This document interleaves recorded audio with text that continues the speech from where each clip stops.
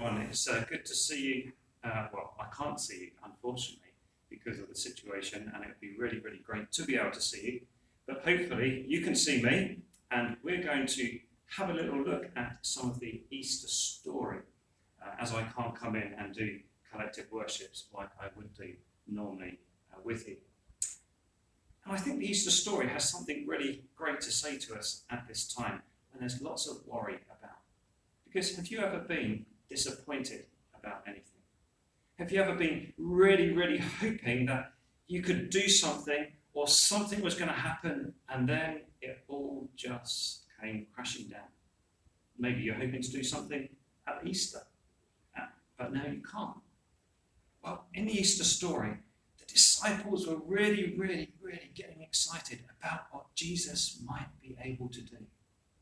But then everything started to go wrong. But before we get too far ahead in the story, we need to go way, way back before Jesus was born.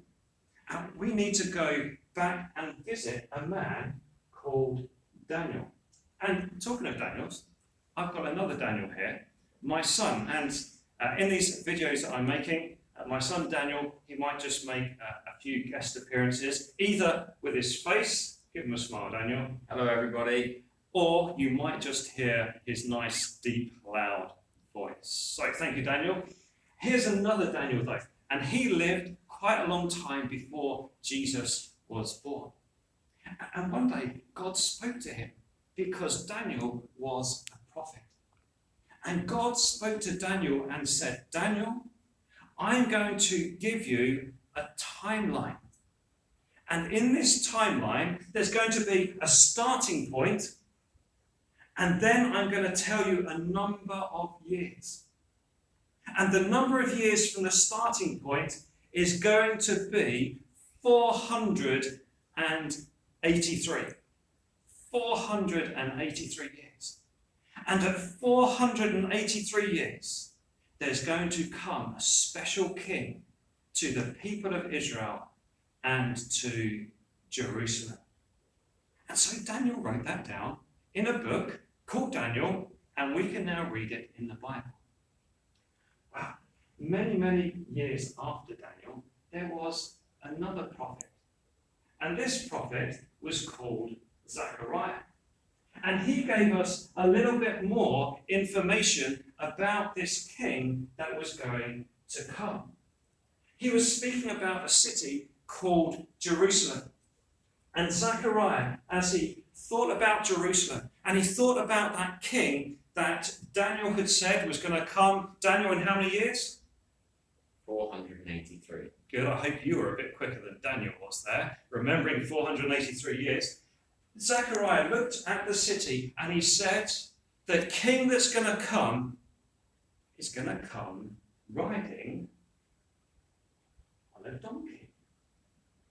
Now, that's a bit strange, because surely if a king was going to come, you wouldn't expect him to come on a donkey. I wonder what animal you might expect the king to come. Yes, you've got it, I'm sure. The king would come riding on a horse. In fact, he might even come riding on a chariot pulled by a couple of horses. But this was what was going to make sure that everyone knew that this was the special king, because this king was going to come riding into Jerusalem on a donkey rather than on a horse. Well, now, we need to go many, many, many, many more years ahead. And we're going to come into the land of Israel, and we're going to join up with the Lord Jesus and also with his disciples. Now, Jesus spoke to his disciples and sent two of them to go into the village that was nearby so that they could get some donkeys. And so Jesus sent two of the disciples and they headed off into the village. But before they went, he gave them a message. Now, I want you to remember the message, and we're going to ask Daniel to see whether he can remember the message as well, so see if you can do better than Daniel in remembering the message. And that was this, that if anyone stops you when you're trying to take the donkeys, give them this message: the Lord has need of them. The Lord has need of them. Have you got that, Daniel? The Lord has need of them. Fantastic. Have you got that? Brilliant. Can't quite hear you. You might have to say it a little bit louder next time. Well, these two disciples, they went into the town and they saw the two donkeys that Jesus had been telling them about. And so they went and they untied the donkeys, and they were just heading off with them when all of a sudden someone came out of the house and said, "What are you doing with my donkeys?" The disciples, they had good memories, and so they remembered the message, and the message was, The Lord has need of them. and when the man heard the message, he said, "Take away the donkeys, you can take them freely." Well, they took the donkeys, and I wonder whether you can guess why they might need to take these donkeys. Because I wonder whether you can remember the name of the person who had said that in 483 years there would be a king that was coming. Yes, that's right, it was Daniel. Well, as they were heading towards the city, the disciples, they put some clothes on the donkey, and they began to put some clothes in the road in front of the donkeys. And Jesus sat on the donkeys. Well, as the people saw that, they began to start to crowd around. Because I wonder whether you can think what they might be thinking was going to happen. You see, they saw someone very, very special that they knew had done some great things. And they saw this man sitting on a donkey. And their minds went back to Zechariah and everything that he had said about the king that was going to come riding not on a horse, but on a donkey. Well, the people got some of the palm branches. I expect there were some of the children that were there who picked up the palm branches. Some of them threw them down onto the road in front of the donkey. Other ones picked them up and held them aloft and started to wave them. And as they waved them, they also shouted something as well. They shouted, "Hosanna!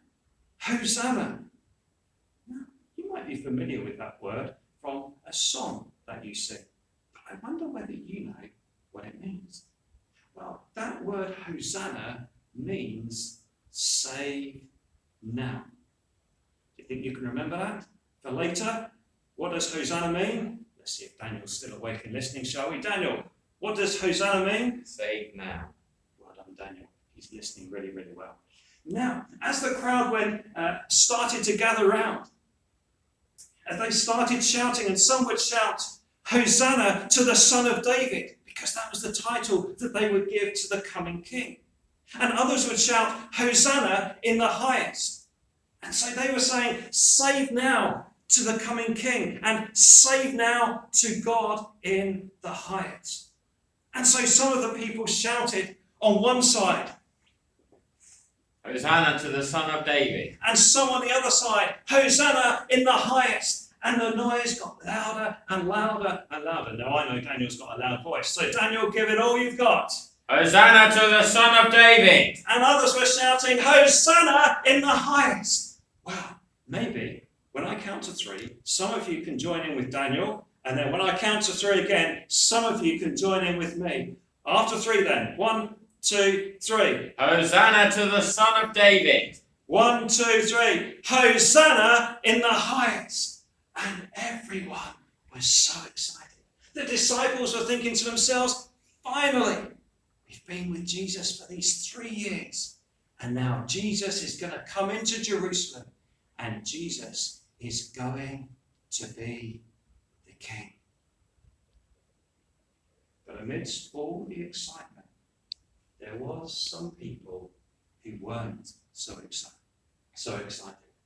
These were the religious leaders of the Jewish people. And as they looked at what was going on, they said to Jesus, "Jesus, tell the people to be quiet. Tell them to stop shouting Hosanna." In effect, they were saying, "Jesus, you're not the king. We're not going to accept you." Well, on this so exciting day that we remember as Palm Sunday, the disciples were getting so excited, ready to join with Jesus being the king. But a week later, the crowds were shouting something different, and things weren't going so well for Jesus. The disciples were going to run away scared, and all their hopes were going to come crashing down. And perhaps in another video, we'll find out what happened to them and in the rest of the story. But I just want you to remember, what did that word Hosanna mean? That's right, it meant save now.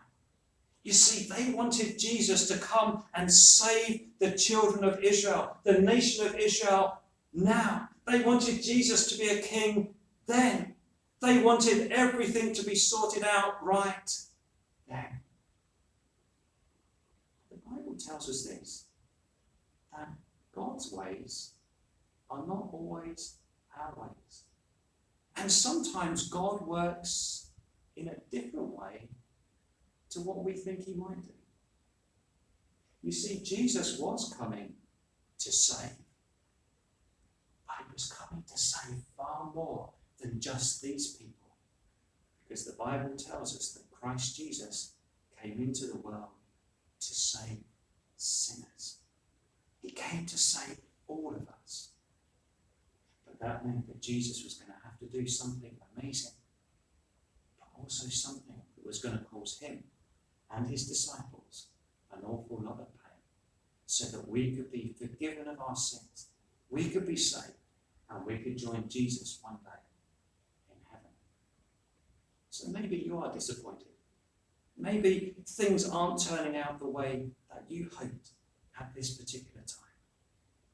I want you to remember that the Lord Jesus, he knows and he cares. And the Lord Jesus, he knows through the experience of the Easter story that God often has something bigger and better and more amazing than we could ever imagine possible. And so perhaps after this, you might like to talk with a teacher or with some friends about a time you were disappointed. But maybe you learned something from that. And maybe afterwards you could see why things had to happen the way that they did. And maybe as you explore the Easter story, you'll understand that God's plans are often so much bigger than we can imagine.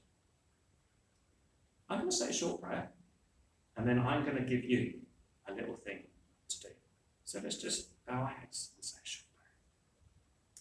Dear God, we give thanks for that amazing day when Jesus rode into Jerusalem. It had been promised that a king would come riding on a donkey, and Jesus came riding on that donkey, and the people were so excited. But the time came not too long later that they were disappointed.